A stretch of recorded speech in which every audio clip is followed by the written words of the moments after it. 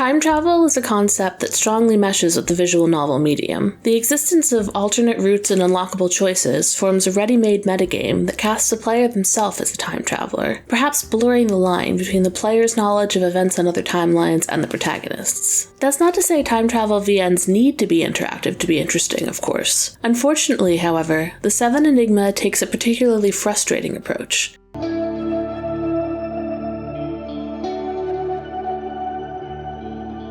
Adding meaningless interactivity to a mostly linear story in what might be the worst of both worlds. Most of the choices amount to advance the plot or die an abrupt and unsatisfying death. And when we finally get a choice that looks like it might lead to divergent plot lines, the choice itself turns out to be fake, with both options leading to the same result. Some of the meta elements I was hoping for do pop up late in the game. Experiencing one bad end does give you the necessary information to help your past self avoid it, and information from the extensive in-game codex is needed to unlock a password-protected file within the story. But those moments weren't as satisfying as they should have been thanks to the appearance of an intrusive, fourth-wall-breaking tutorial to explain what you're supposed to do. It's not even possible to fail the password entry and get a bad end. The game will helpfully tell you where to find it, but you can't progress until you get it right.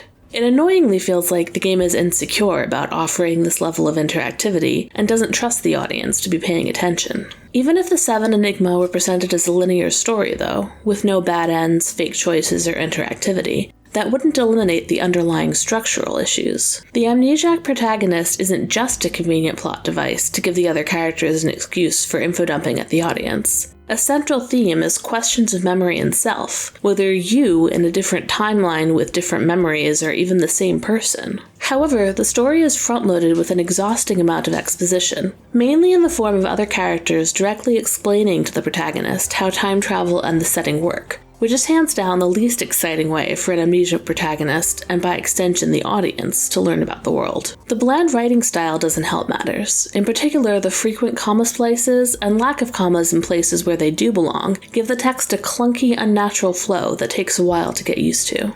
In addition, there's a large cast of characters, and except for one delightfully over-the-top villain, none of them has a particularly distinct voice, which makes a lot of the dialogue, especially in the expository scenes, feel interchangeable. To give the VII Enigma credit where it's due, the take on time travel is unique, one I haven't seen explored in fiction before. The time machine in the story is based on the phenomenon of quantum entanglement. Essentially, affecting one particle in an entangled pair also affects its twin, even if they're separated by space and time, allowing information to be sent from the future to an observer in the past. The problem of branching timelines and paradoxes is solved by introducing a third dimension of time. When information is sent back in time, it causes a new loop to form, and the old loop simply ceases to exist. However, there aren't any issues of cause and effect because time has still increased in a third dimension, so the development happened after the cause on a 3D scale, even if it seems like it happened first, based on a purely linear measurement of time. While this idea of 3D time neatly solves some theoretical issues with time travel, it introduces some new existential ones. For example, the aforementioned themes of memory and identity, as sending information to your past self essentially means you're killing your present self.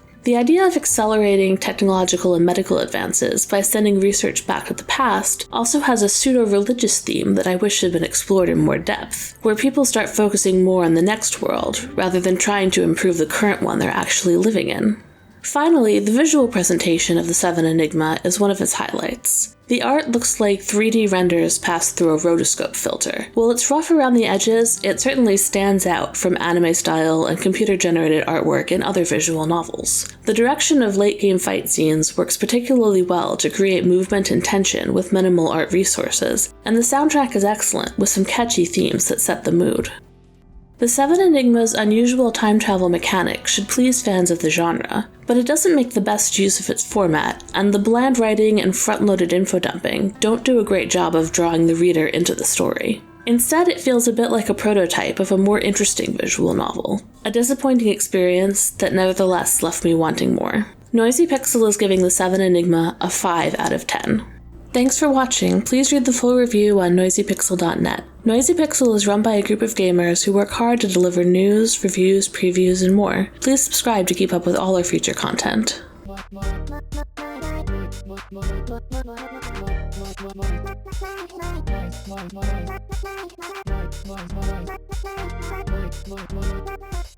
Noisy Pixel.